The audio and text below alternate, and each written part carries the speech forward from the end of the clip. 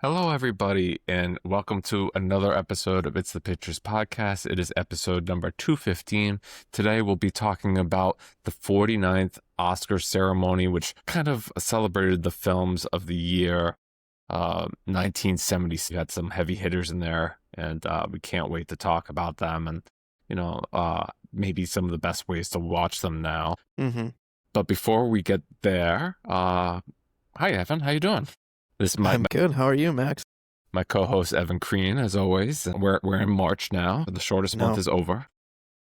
Went by in the blink of an eye. Yeah, I mean, like I did a lot of Olympics watching over here. I mean, like there was a lot of ups and downs. You can say like movies and television give you a lot of great drama, but like when you watch something like sports, sometimes you can see like why people say it's like the great drama, right? Because you just never know what's gonna happen. Mm-hmm. Yeah, it was very sporadic in my Olympic watching. I feel like a lot of it was through Peacock, and I feel like their platform is chaotic in the amount of like options you have to choose from and how to watch, when to watch. It's all so overwhelming, but you end up just like clicking into something, watching for a little while, and then be like, okay, I guess I'll go do something else now, or I'll go try and find something else to watch. That's funny you say that because like I had subscribed to Peacock just for the Olympics and like it's gonna end. Mm-hmm. And I was like, I'd really like to watch this event, but why don't they have the whole thing? They only have like clips of it. Or Mm-hmm. like I understand why the broadcast is very heavily like USA centric because they're like, oh, this is what people want to watch. Or like, Mm-hmm. but like sometimes I just want to watch the whole event. Like what happens every time the Winter Olympics are on, a lot of people really get into curling. Yeah. I watched a little bit myself. I still have like no clue what's going on, but it's entertaining to watch, that's for sure. Yeah, I think it's like shuffleboard, right? Is that kind Kinda. of like the idea? But yeah, I mean, like hopefully we're turning a corner here into some more exciting movies and Mm-hmm. March and April. I know March has Maggie Gyllenhaal's The Bride coming out very shortly, which I have no idea what to expect from that one. Uh, Project Hail Mary has a lot of screenings. I know a lot of people have seen it already. Mm-hmm. I think what I'm hearing is that the studio is pretty bullish on it. So that'll be exciting. Evan, I know you probably get them, but like, it was like the Museum of Science was like one of the places where this like movie is going to be screening. And I thought that was wild. Like, never had I gotten an invite to see a movie where that, like, there. Yeah, I saw that too. I thought that was interesting. I don't think I've ever been invited to a press screening at the Museum of Science. That's cool though. I assume it's in their Omni theater, maybe. I'm not sure Yeah. if there's another theater there that I'm thinking of, but yeah, I've seen some shows in the IMAX Omni theater there, and those are pretty crazy. I remember I saw one back in the day that was like a skydiving one. It was all about like skydiving and base jumping, and that was pretty intense. Yeah, I don't know. I'd love to see it in IMAX. It sounds like they've done a lot, or at least the directors were like, oh yeah, well, the Earth footage is in standard, the space footage, if you're in IMAX, you get to see it all blown up. So, Mm-hmm. I'm looking forward to it. I already have Me some too. tickets, so. Yeah, it looks like it's gonna be good. Actually, it's funny. I was walking through Target today and I saw the book on the shelf, and I'm like, oh, yeah, maybe I should read that. I mean, if you enjoyed The Martian, I mean, it's pretty I did. similar. Yeah, I did. I like The Martian a lot, book and movie. But yeah, that's our March. But before we get into it, in our feature topic on the 49th Oscars, I guess because the Oscars are coming right around the corner. Mm-hmm. We have news in the entertainment industry that we learned recently that Netflix has backed out of its deal to acquire Warner Brothers, and in steps Paramount, Skydance, or whatever they call themselves now, to make the higher bid and rule the boy, is it day. high. $111 billion. Good Lord. I think ultimately, like, either way, it was awful for the consumer. Like, I think like one less studio making movies is bad. Mm-hmm. But like, I just really don't like Paramount these days. I don't know. I don't have a problem with Paramount per se. I've been a subscriber to Paramount Plus for a while, and I like a decent number of their shows and like their catalog of movies. So I'm not like the most upset about it. Netflix, it really did feel like though it was going to be more of a problem in terms of like limiting choice and creativity and whatnot. I don't know why I feel that way by comparison to Paramount. It feels like Netflix has a much larger market share, at least in the streaming space, that made it feel like, oh boy, this is horrible. I think a lot of people point to the politics of it, Evan, and their Mm-hmm. fares, and they're like, well, Paramount it's kind of like overhauled CBS Evening News and made it really like right wing centric, and they're afraid that like, oh, if these same people have control of CNN, it's like, well, that there goes our news media. I mean, that's Mm-hmm. just one part of a very big acquisition, right? I mean, this is humongous that they're trying to acquire here. But yeah, the stockholders were very happy that Netflix pulled out of the deal. Like the stock for Netflix was up after they left the deal. Mm-hmm. Presumably people are happy that Paramount has the deal. The stock market shows, but yeah, we'll see. Obviously, there's going to be a lot of regulatory business to go through, and Yep. we'll see what ultimately happens. I guess what we look at, Evan, is I don't really feel like Disney acquiring Fox has been very good. Mm-hmm. So I can't imagine that, eating up another business is going to be all that great. Right, yeah, or Amazon swallowing up MGM. I mean, for all the people who are like, oh, look, now we can watch James Bond movies on Netflix because they're licensing them over there. I mean, like, come on. I mean, that seems to be happening across the board. Like this past week, I forget the name of the show, but it's got Elizabeth Olsen and Jesse Plemons, and it was one of those like HBO shows that finally got kicked over to Netflix. And it seems like everybody now is trading their shows to each other to try and gain interest to their own platforms, and I don't know how well that's working out for any of them. Yeah. But yeah, this is just the beginning. Like I said, we that has a long way to go and what ultimately happens there. But what we do know is, unfortunately, legendary film actor Robert Duvall passed away recently, Mm-hmm. and he was in a number of works, including one that we'll be talking about later, Network, and for a lot of people, most notably, they'll say The Godfather 1 and 2. Right. Excellent in those movies. He's terrific. I've heard some people who say, arguably, that if he had appeared in Godfather 3, that movie would have been much better. I mean, probably. There's not really much that could have made it worse. Hmm. I mean, the other cut that Coppola released a few years ago was definitely better, but still, it's the weakest of those three movies. Yeah, I mean that's the problem with The Godfather. As a slight aside, is like the two first movies were so good. It's like even though Yeah. I don't think 3 is terrible. Now that I've finally seen it, it's just like if you compare it, then it gets really bad. Yeah. Yeah, I don't know. I feel like 3 just feels very long-winded. But yeah, I agree. It's not like horrible. It could have been. But yeah, what's your favorite Robert Duvall role? Is it Yeah, Godfather? yeah, it probably has to be Godfather 1. Like that's instantly what I think of when I think of Duvall. Mm-hmm. I think like some people were saying that like if you haven't like seen him in like movies like The Apostle, you should check that out, which is something that I have not seen. Yeah, me neither. I have it filmography up right now. It would definitely just be like Godfather is the one that I'd think of right away. I mean, like I have a soft spot for like Deep Impact, but that's not like a great movie. Mm, He's in Days of Thunder, I guess. yeah, love him in Days of Thunder, actually. In Apocalypse Now, a very iconic, small but iconic Yes, role that's right. in Apocalypse that. Now. But yeah, Days of Thunder for sure. That's a highly underrated Tom Cruise movie, in my opinion. If you want to see him with the late Robert Redford, you could watch The Natural, which was a baseball movie, I guess, that they both paired in together. Yep, one I have not seen. Heard it's good. I recently rewatched Falling Down, which is one of my favorite Robert Duvall performances, and Michael Douglas is great in it too. And it's Joel Schumacher at the helm, so it's like it's going full tilt. Yeah, Robert Duvall is a very understated kind of performance in it, but he brings a lot of gravitas to it, and he brings a kind of like very likable everyman quality to his character. He's like the cop that's pursuing Michael Douglas throughout the movie, and the thing is like it's supposed to be his last day. He's supposed to be retiring, but he gets sucked into this, and he like can't let it go. Even though everyone's like, "Go home, you're retired, get out of here."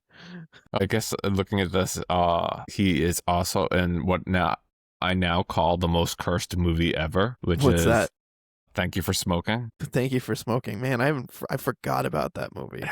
Did you ever see that movie? Yeah, I did, and I remember liking it at the time, but I haven't seen it in forever. I really liked it too, but then like you look at like it's like what it's trying to do, and then you look at like the producers of this movie, and you're like, no, because the movie is let's say, it's a Jason Reitman movie. It's like one of his first movies. Mm-hmm. But then let's see, I remember just seeing it and being like, so kind of like, what a cursed movie. Producers. Wow, this had a lot of producers. Like Peter Thiel is a executive producer, and Okay. Elon Musk is a executive producer. Yep. I see where we're going here. I'm just like, I don't know if I could watch that movie and feel the same way that I used to. Yeah, I mean they're producers though. I feel like it's like whatever they threw some money at the project as opposed to being like heavily involved or in it even. But yeah, another great actor. Evan, when I see these actors passing, and I kind of like reflect on my own getting older, and I'm just like, I hate the fact that I know a lot of the actors now that are passing away. Mm-hmm. Like, when we were growing up, maybe like we weren't familiar with their names or what they did, but now it's like it very much hits home where it's just like, oh, I know that actor and I've seen them in a lot of movies. Right. Yeah. It's like, oh man, Robert Duvall. Like, I mean, he was up there at least in years, but like, I know Catherine O'Hara hit people pretty hard recently. It's Right. just like, and they come in waves. It's like a couple of beloved actors pass away or musicians, and you're just like, oh man, it just hurts. Right. Like James Vanderbeek passed away recently too. Yeah, that was super duper sad. Oh, man, heartbreaking. But yeah, thanks for the movies, Robert Duvall. And, Mm-hmm. you know, I think like the in memoriam segment at the Oscars will be way too long and painful this year. And then finally, we have some current box office news and the latest movie in the Scream franchise.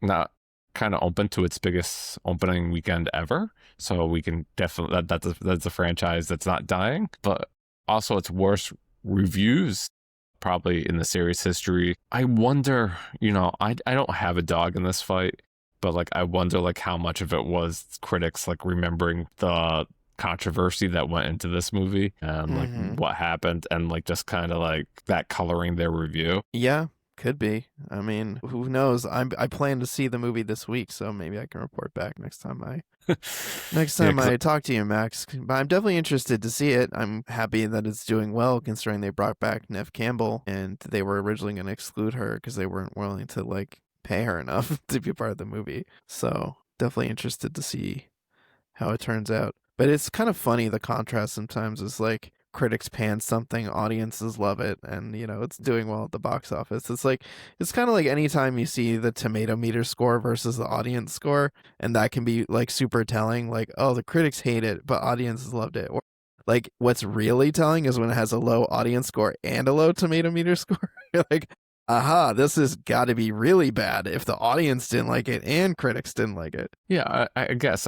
But then there's like the fun thing, like when a movie crosses over to that, like, oh, it's so bad that you have to like watch the train wreck. You just like have to know.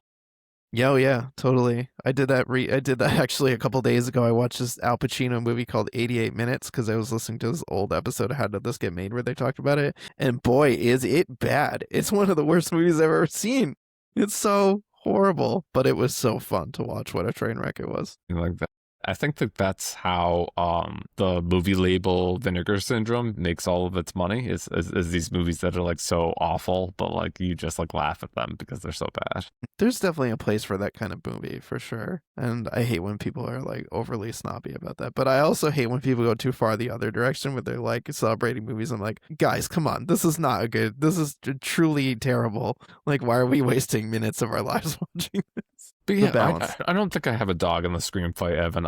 I've only seen the first two out of the franchise, and I've heard many people say that those are the ones that are the best. They definitely are, or are among the best of them.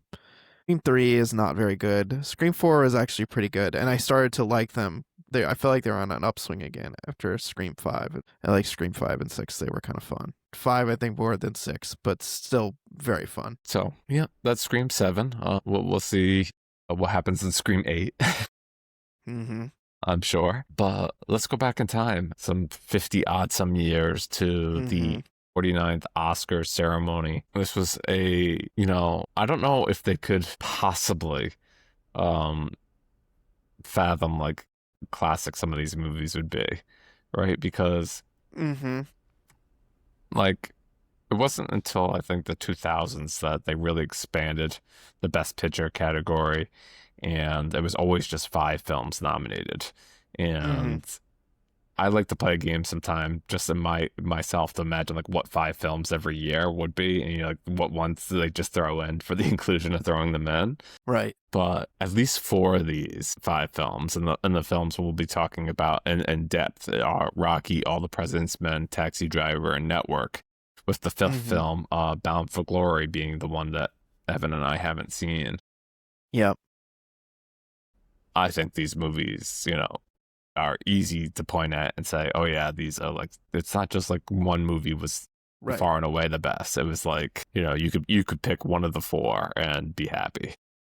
Yeah, I think, of these movies, of the 4 or 5 that we've seen, all of them have an enduring legacy that lasts today, that are like, I would say they're considered classics in the cinematic world. They're movies that people often reference as like some of the best. Right, and one of the reasons outside of it being like Oscar month, I wanted to bring this up again, and it's these movies' 50th anniversary, was All the President's Men and Network both recently got new 4K restorations out on UHD that you can go pick up. It was funny, Evan. I saw the other day, The Ringer has a podcast that publishes all the time. It's hard to keep up with how much they publish. they the Big Picture Show, and they kind of champion physical media often, and one of the hosts of the show was doing something kind of similar, where he was just showing like the physical media releases of films that came out in 1976, and I haven't gotten to watch the full episode yet because I think it's like 30 minutes, but if you're interested in actually looking at the physical disc, maybe check The Ringer's Big Picture out. But yeah, growing up, it's easy to point to Rocky, and we should probably start there as the Best Picture winner. Yeah. It's the easiest one to watch out of all these. Right. It's the one you've seen on TV the most of these. It's easy to like have a Rocky marathon on TV and have like sat down and have watched Rocky and many of its sequels. It's like I could just, I don't know when the first time I watched a Rocky movie, but like outside of like some foul language, it's like I can imagine like watching these at 12 and thinking like they're like the greatest movies ever. Yeah, I mean, it's like one of the most prominent underdog stories in cinema. Like, it's a sports movie, it's an underdog movie, it's got a lot of, iconic scenes, it's got iconic lines like, yo, Adrian. Like, yeah. It made Stallone's career. Also, famously, like, he was really struggling. He himself was an underdog story, and he was struggling to get this movie made for a while, and struggling because he knew he wanted to star in it, and no one wanted him to star in it, even though he wrote it, and it was kind of like his baby. He got, like, desperately poor. Like, he sold his dog. He was so poor, and he had to actually end up buying it back later. But like, and also I heard a really interesting story recently about how Henry Winkler was one of the people who helped him get Rocky made. Like, he found him, like, cross paths with him, and like, I don't know, turned somebody on to him in his project. Yeah. So like you said, it's an underdog story where you have this like kind of bum boxer, right? He's the Italian stallion. And real working class guy. Yeah. And you have the champion, Apollo Creed, played by Carl Weathers, who is like, I'm so good, I'll take on any contender. They almost, I think if I remember correctly, Evan, they do like a lottery system to pick who his challenger is, or was it like just picking out of a book? That I don't remember. It's been a minute since I've seen Rocky, so I don't remember that specific piece of it. Either way, it might have, if I remember correctly, it might have even came down to like Creed liking his boxing name, like the Italian stallion, and like being like, it is a great one. He's like, we can sell that, and that Rocky was a southpaw, right? Like that was a Right. big challenge. And so when it's announced that he's gonna get this shot, he's like, what am I gonna do? And he connects with Burgess Meredith, who becomes his coach, and really memorable performance by Burgess Meredith in here. Yeah. Um, and trying to get Rocky up to snuff and be able to actually compete with a champion. Yeah. I I mean, guess, his character is also kind of like an iconically like parody to like Trainer too in popular culture. The kind of like gruff talking, kind of guy who's like, pushing our, hero doing with like unorthodox training methods. yeah. Well, that would become a signature of the Rocky franchise, right? Because like you'd have these like great montage sequences, and Mm-hmm. it would just be like playing the like themes, like getting stronger, like Gotta Fly Now, or like Eye of the Yeah. Tiger, or Hearts on Fire, you know. Right. Yeah, those are all great, but Gonna Fly Now is very iconic and just lives, rent free in my head. Anytime I think of Rocky, it starts playing in my head. Yeah, so the score had a big part of making the movie work. It's not just Stallone trying to win this fight, but also he's fallen in love with this young woman who is, very shy. I guess she works at a pet store, and, he just becomes smitten with her, and it's really about his courtship of her as well. Yeah.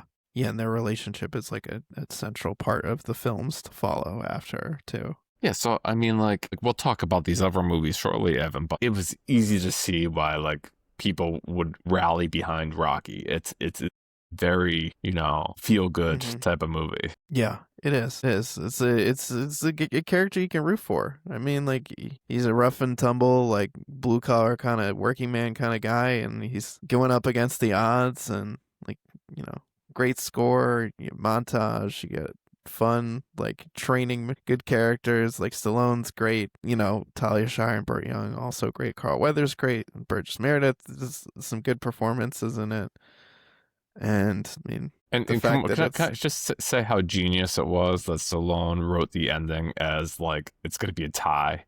He, mm-hmm. like he could have wrote it easily like Rocky wins and it's this great big deal, but like the way that it's written, like it's a tie. It's like that still is white the like accomplishment that he was able to pull that off. Right. Yeah. It's a brave ending, I would say. Like the easy way would have been like, oh, Rocky's just gonna win and he's gonna come out on top, but like leaving room for him to like have places to go in the future in the I don't think he would have foreseen at the time that he would have been able to make a bunch more movies about Rocky, but it is a brave and bold choice to not have him just like straight up win at the end. Yeah, I even forget what is there like there's 6 Rocky movies, Yeah. right? And then there's like 3 Creed movies. There's 6 Rocky and 3 Creed, and Stallone is in 2 of the 3 Creed movies Right. as Rocky. So definitely, this character has been some places. But yeah, Rocky, I still love that movie. I think it's great. Mm-hmm. Very watchable. Yeah, I mean, like, even like Rocky's friend, future brother-in-law, Paulie, played by Burt Young, is quite the character, huh? Yeah, I mean, but also like, how many movie characters can you say have their own statue in their like hometown? Like, there's a statue of Rocky in Philly. Like that's gotta point to the cultural like impact of the character in pop culture and to Philadelphia where the story takes place. So I guess the one that we're gonna be weakest on, because I don't think either of us has watched it within the last year, is probably Martin Scorsese's Taxi Driver. Yeah, it's been a while since I've seen it. Scorsese has such a memorable and championed filmography, but often Taxi Driver's in the top 3. Mm-hmm. What, what, Yeah. what would you say? Like people would say like Goodfellas, Yes, Raging Bull, absolutely. Taxi Driver. Yeah, those are definitely, I would say, the big 3. Even though like he won the Oscar for Departed, it just feels it feels like lesser Scorsese to me in the realm of those 3 films. Yeah, me And too. Taxi Driver also has the benefit of being written by Paul Schrader, who's kind of like a enfant terrible of the cinematic world. And like De Niro gives a kind of like go for broke performance in this movie. And this is kind of like very memorable as this like unhinged, loose cannon kind of guy. Yeah, and like I wrote here in our notes that like he plays a young guy who's kind of come back from the war with nothing, and it was almost like this unsung promise that like when you come back from serving your country that you're gonna be like taken care of. And here he is. He's just like a night taxi driver picking up random people, and he eventually gets involved with like Sybil Shepherd. Yeah, her character is like volunteering at like a politician's office for election or something, and he just gets like obsessed with her. And I don't know. I guess like some people feel like his character, the way De Niro portrays it, is completely unhinged. I mean, like it's easy to point to where a film like Joker, which won the Golden Lion, like, it was just obviously riffing off of this character. Right, yeah. I think films like Taxi Driver and King of Comedy in Scorsese's filmography had to walk so that Joker could run. I don't think you have Joker without these films giving such a strong foundation for Joker to build off of and riff on. Yeah, I think that there's even eventually De Niro's character comes involved with like Jodie Foster. Jodie Foster is very young in this film. Mm-hmm. And I guess like there's like people debate this movie's ending, right? Like it's the dream thing where like he thought he was going to make a statement by assassinating that political person that Sybil Shepherd's involved with, but he like backs out of it, and instead he gets involved with like trying to like save Jodie Foster from like a prostitution ring. The end of the movie is like him running up the stairs and like being this big savior, and people have like debated whether or not like that's just like some kind of fantasy that he thought he could go out as a hero. Interesting. I don't think I've ever thought of it like that. I think I took it at face value. Yeah, there is debate about the ending of that movie and whether or not like he is, just trying to be a hero for whatever merit or what have you. Mm-hmm. But like a few of these movies, like you said, Rocky had famous lines, right? Taxi Driver certainly has its share of famous lines, like "Are you looking at me?" and "Yeah, you talking to me?" Just like when you watch movies like this, Evan, and the people say the line, I feel like Leonardo DiCaprio in the meme would be like pointing at my screen and like, he said the line. Yeah, I mean, there's something to be said too about like knowing these lines, these iconic lines in the ether, and then actually seeing them play out in the scene in the movie that they're known for. There's something really special about that. Like the first time you see a movie like Rocky or Taxi Driver, and you get to soak this all in for the first time. Yeah, I mean, like I didn't put it in my notes, but Albert Brooks is in this movie too. He plays like he also works at the politician's like volunteer place, and he's like the boyfriend of Sybil Shepherd, and he's like what the heck is this guy doing here? Yeah, Peter Boyle is in it too. Always love Peter Boyle. Yeah, Taxi Driver was obviously a huge movie for Scorsese. He had a lot of great movies up to that point, but I think like Taxi Driver put him on another level where he could like kind of make what he wanted to make. I saw Mean Streets recently, and I was like, yeah, that's okay. I hate Mean Streets. I think it's a terrible film. I think like there's another like older Scorsese movie like Alice Doesn't Live Here Anymore, which is getting a Criterion soon, and I'm like, yeah, that's okay, but like Taxi Driver, that works for me quite a bit. Yeah, I like Taxi Driver a lot. Like Raging Bull, like King of Comedy. I rewatched After Hours recently, and I didn't love it as much on rewatch as I did before. But hey, you win some, you lose some. Yeah, After Hours is a strange movie. Yep. Yes, it is. But do you have anything to add on Taxi Driver? No, as we're talking about these movies, I feel like they're worthy of a rewatch for sure. Taxi Driver, especially because I think I've seen it even less than Rocky. I've like watched so many times, like accidentally due to being on TV so much. But I really want to rewatch it because it's been a while since I've seen it. It was like Stallone. I've been a big Stallone fan for a long time. So moving right along, let's go on Network because I know that you started watching some of that recently. Yeah. And I finished my rewatch of it thanks to the Criterion release. I was really looking forward to it. This is a really like kind of soothsayer script by Patty Chayefsky. He wrote Network, and it's just like it's one of those movies that you watch and it's frightening, like how much it predicts the future. The movie starts with Peter Finch, who would posthumously win Best Actor for his performance as Howard Beale, and he goes on live television and he's like, I'm gonna kill myself on live TV in Yeah. 5 days. Well, they're firing him. He's a longtime network anchor, and they're firing him. And then he says, "Yeah, I'm gonna kill myself next Tuesday. Tune in. I'm gonna blow my brains out on the air." And the first reaction is like, get him off the air, fire him.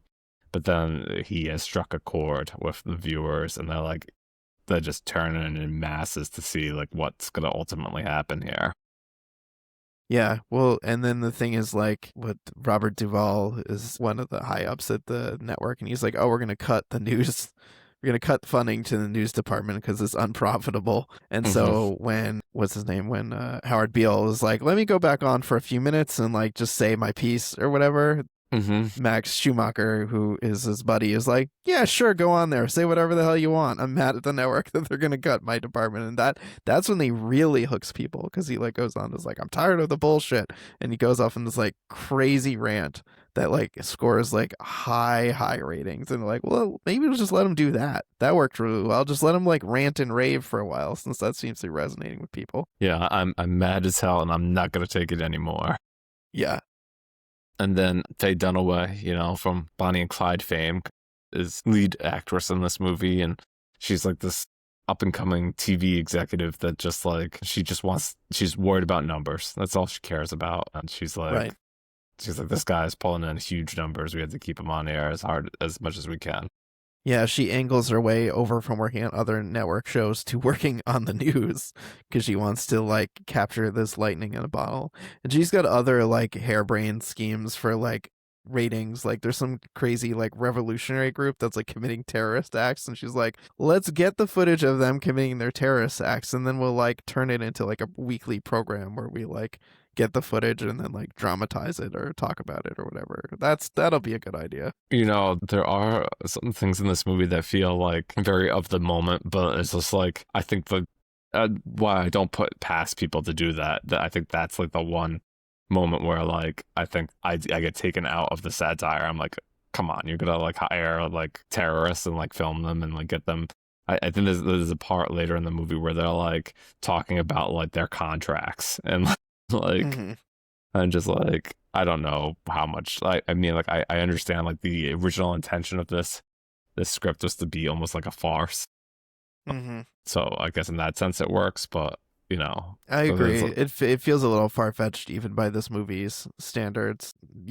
Take it from me, I made it a little over halfway through today. I didn't get a chance to finish the whole thing, but yeah, that I agree. That part did feel kind of a bit outlandish even for this. But it's interesting to see how this movie has influenced others, and even I think of Apple TV's The Morning Show, and its news drama feels like it's pulling a lot from Network and like the politics. It still feels incredibly relevant today, and like the politics of the newsroom and like the news in relation to the rest of the network, and like people at the network just being mad that news is like a losing business, but they feel like they need it. And so like, how can we inject some stuff to drum up ratings? Yeah, and I mean like so much of like what Howard Beale does, I'm like, did people like Tucker Carlson and like Alex Jones like watch this movie and like it became like their Midas stone or something, because like that some of these people's like modus operandi is just to like yell at the TV and tell you like why America is bad and why like you have to do these other things. And I'm like, okay, that's where this movie feels like it predicted something. Yeah, I hear that. As somebody who studied broadcast journalism as their undergraduate major, definitely some of this stuff is striking a chord with me, especially the whole idea about like ratings in news, having to like care about ratings. I just think about like some of the stuff I was learning in class where it's like, oh, what's going on today? There's not much going on in the news. All right, let's make a story about the weather so we can fill time. Let's make a story. Is there something happening with the Red Sox? Is there something happening with the Bruins or the Celtics? All right, let's make that our story. Like, you still have to like make up shit to like fill the time on the air, even on like quote unquote slow news days. And I'm just like, I just kept thinking more and more, this is not the world that I want to live in. This is not where I want to make a career. But yeah, the we've already mentioned some of the cast here. You mentioned the character of Max, who's played by William Holden. Mm-hmm. Beatrice Straight won Best Supporting Actress for her role as William Holden's wife in the movie, and she appears very briefly, and I'm like, must be like up there for like one of the shortest Best Supporting wins ever. Yeah, it must be. I mean, of the stuff that I've watched, I feel like I've met her character, but she's been barely in it so far. There's another great sequence with Ned Beatty, who is like the head of the network, and he takes Howard Beale into like his room and like kind of like tells him how it is. That's a pretty interesting sequence. I mean, like, I don't know. I've always found this movie pretty fascinating. It's kind of like a soothsayer. I already used that word, I know, but like of like what would come, and like I put it like right up there with like other movies that kind of predicted the future, like Children of Men and The Truman Show. Like these movies that like maybe they knew too much about what was going to happen. Yeah, I mean, I'm definitely interested to see where it ends up by the end of the movie. I feel like I'm enjoying it thus far, but I'm definitely feeling like the middle is a little bit slow, for lack of a better word. I'm hoping that things kind of pick up steam again. The last thing that I feel like I watched was Howard Beale going on his like crazy rant in like almost like a stained glass window background, like the like televangelist style fainting. I'm like, oh boy, things have really gone off the rails. So yeah, that was Network. It had quite the cast. And then I watched probably half of All the President's Men today. I've seen it a few times before. It used, in my mind, it used to be like the gold standard for like journalism movies, if that's a genre that like yes, for sure, people think about. Like more recently, I think The Post is a pretty decent one. Spotlight is obviously the one. Like I actually think I prefer Spotlight now to All the President's Men. But certainly that's what people pointed to when Spotlight came out and won the Oscar. It was just like, oh, this is just a movie doing All the President's Men really well. Yeah, I don't know. I feel like they're both great films and deserve their own respect. I mean, obviously you don't have Spotlight without All the President's Men, but I think, both are about very compelling scandals. And I think, All the President's Men being about the Watergate scandal and leading to Nixon's resignation. I mean, that's a big freaking deal in our country's history.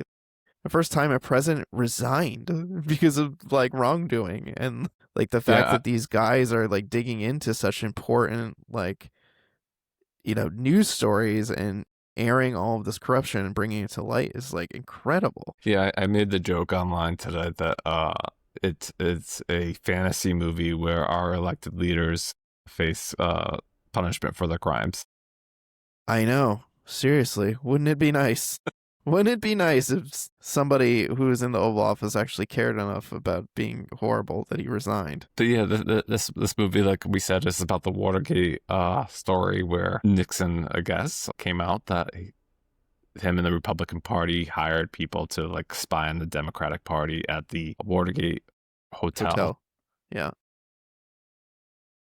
Well, these two reporters for the Washington Post, played by Robert Redford and Dustin Hoffman in this movie, see that story, and they just do a lot of investigative work to find out and connect the dots to Nixon eventually. I mean, like when you think of journalism, when you think of the names of journalism, you can't think of that without thinking of Woodward and Bernstein. Like those guys are legends. And this movie, I think, is like a legend in itself too, for being such an incredible procedural and so tense and engaging and well acted and just a really stellar telling of the story. Yeah, it seems quaint though now, right, Evan? Like isn't it kind of cheating by like spying on the other political party, and like that's the reason why they get impeached? I don't think that would happen today. I mean, there's far worse crimes that presidents have committed since then have gone unpunished. So yeah, it does feel kind of quaint in that way. It's yeah, it makes you think of a happier time in our country where we had a little bit of accountability and shame for doing things that were bad. Yeah. No, but like you said, a topic like this should be dry, right? Like you would think like it would be Mm-hmm. unwatchable, but All the President's Men does make it exciting. And when they find out and they connect the dots between like, no name person to other no name person, you're like, oh, they did it. And you're like, Mm-hmm. and, coming at this movie, you and I obviously weren't alive during Watergate or anything. So, like, we're watching it and we're experiencing it unfold. Whereas, like, when this movie came out, it was only like 3 or 4 years after Watergate. So, like, Yeah. maybe the audiences had, more familiarity with the story. But, Mm-hmm. I still think it plays pretty well. Yeah, absolutely. I think you can watch it today and even if you weren't alive at the time or it's not quite packing the same punch because it's not so raw and fresh as it was at the time, it's still great.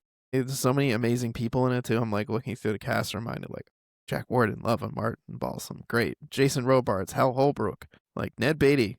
This is one hell of a cast right here. Yeah, so, yeah, All the President's Men still one of the gold standards in the genre of journalism movies. If there is considered a genre, it's certainly the Yes. father of it. Yeah, it's in the pantheon of great Yes, journalism movies. and that leads us to the fifth movie that was nominated for Best Picture, which was this movie called Bound for Glory. I believe Evan and I haven't seen it. That's right. I do plan on watching it soon. It was directed by Hal Ashby, probably best known for the movies Harold and Maude, The Last Detail, and Being There. I've seen 2 of the 3 of those. Yeah, excellent movies. This one is about David Carradine. He plays folk singer Woody Guthrie. And, I don't know too much what to expect from the movie. I do know that it won Best Cinematography. The director of photography, Haskell Wexler, kind of used this invention by Garrett Brown, who was the inventor of the Steadicam camera system, which, became synonymous with the entertainment industry and film in general. Right. I mean, I don't think you could have the amount of reality TV that we have today without the Steadicam. That's for sure. All right. So, yeah, I mean, like, those are like 4 just excellent movies. I'm sure the 5th one is pretty great as well. That have stood the time. Even talking about them, like, I didn't watch Rocky or Taxi Driver for this, but I'm like, I'd love to just go turn them on right now and watch them because they're both excellent movies. Yeah, same. They're the kind of movies you want to watch again. It's just satisfied being like, oh, I saw it once. Okay, I don't need to see it again. Yeah, like I said, Rocky, All the President's Men, Taxi Driver, and Network all have pretty good 4K releases that you could pick up now. Not sure for Bound for Glory if it had a Blu-ray release, but we'll see. I have a hard time like recalling very many Oscar events or a collection of Best Picture nominees that feel like stone cold classics that like you could just point at and be like, oh yeah, this is like one that stands the test of time, or like you could just imagine any one of these winning Best Picture in any every year. Yeah, totally. This is an exceptionally strong set of Best Picture nominees. But yeah, Which one won, Max? Did we say which one of these won the Best Picture? Yeah, Rocky. We Okay. said because it was the fan favorite, kind of easier thing to digest, I imagine. Yeah, makes sense. Yeah. Okay. So I think that wraps up our discussion on the 49th Oscar ceremony. Before we get into what we've been watching, we're gonna pause for some station identification. Mm-hmm. You've been listening to the It's the Pictures podcast. I'm your host, Max Colville, and my co-host, Evan Crean. You can follow the podcast on Blue Sky, Instagram, and Letterboxd. Check out It's the Pic Pod or It's the Pictures there. You can also email us at itsthepictures@gmail.com. I can be found mostly on Blue Sky these days. You can search me under the name at maxcolville.com or just search my name, Max Colville. Keep up with Letterboxd and post everything that I've been watching there. Like you can see that I posted my watch of Network this morning. So if you want to keep track of what I've been watching, go ahead and do that there. Evan, where can they find you? Let's see. places I exist. I am on Twitter, but never post there. I'm on Threads, Blue Sky, Instagram. Probably the best place to keep up with me is Letterboxd because I actually do update that, keep my watch list up to date. I'm not really posting so much in the other places other than maybe like reposting episodes of the show. One of these days I'll get back to having social media and doing it again. Yeah, definitely follow me on Letterboxd. I'm Real Recon on all those places. That's real as in film real. All right, awesome. And as always, if you want to check out the newsletter, that's itsthepictures.com. Recently, it's been a little bit of a holding pattern given all the snow days we've had here. On the Northeast, we had some epic snow. You would imagine that being home would allow me to have more time to watch movies and write, but when my family and small child is home, that means I have less time. Yep, I hear you, friend. So hopefully I get back to some writing soon and not only talk about what in more detail the topic that we just covered during this episode, the films of 1976, but also the 4K of the movie Excalibur, which I'll be talking about shortly. Evan, what have you been watching? Let's see. Most recently, I caught up with Predator Badlands, which I missed last year and kept meaning to watch it, and then I think I saw it pop up on both Hulu and Disney Plus when I was logged in, and I thought I should finally sit down and watch this because I love the Predator movies, and I really loved Prey when it came out. Same director. And same director, Dan Trachtenberg. And yeah, I really dug Predator Badlands. It is a lot of fun. So for those not familiar, it follows a predator who is like he's kind of like the runt of his tribe, and his father wants to kill him, and his brother is like, no, I'm not going to kill him. His brother ends up like dying to save him, and he's like dropped in this planet where he's going to fight and take home this like unkillable beast. And he meets Elle Fanning, who is like an android who's on the planet, and they team up to try and take on this beast. There's some double crossing. There's the Wayland Yutani Corporation involved trying to capture this beast for his research purpose. And yeah, I was kind of like, at first I wasn't sure how it was going to go. I'm like not really used to following the Predators as much in the movies when it's like Alien versus Predator or Predator's not usually the protagonist. And I really liked it a lot. I really liked the rapport with Elle Fanning. I like that Elle Fanning is kind of playing double duty. She's playing one android and then like a more evil version. It's like very different. I thought the action was really terrific in this. I liked the storyline. And overall, I just had like a total blast with it, especially because like part of it is like the predator going more feral and like using the environment and the planet, which is very like exceptionally hostile wildlife to his advantage instead of like using all his, tricks of the trade. Like he doesn't have cloaking and he doesn't have all the like usual like lasers and stuff. And so I had a lot of fun. Max, you saw this, right? Yeah, I saw this in theaters because like you, I really enjoyed Prey, and this was getting pretty good reviews, and I'm a big fan of Elle Fanning too, and just hitting all those boxes, I thought I'd be in for a good time at the movies, and yeah, I absolutely was. I think it's a fine action movie. Has a lot of great set pieces. You almost like forget that you're watching like a Predator, or like because like you get so invested in the character. Mm. You kind of like, because I remember like one of my knee-jerk reactions to this was like, oh, it's a PG-13 Predator movie. I don't want that. I want an R-rated like Slaughterfest or something. Yeah. Well, I had no problems with what I watched. That was plenty violent for my taste, Max. I'll tell you that. But yeah, no, it's a really cool movie. It leaves room for a possible sequel. I like that connection with the Alien universe. Like, I don't know. I never watched the AVP movies, so Me neither. I've heard they're horrendous.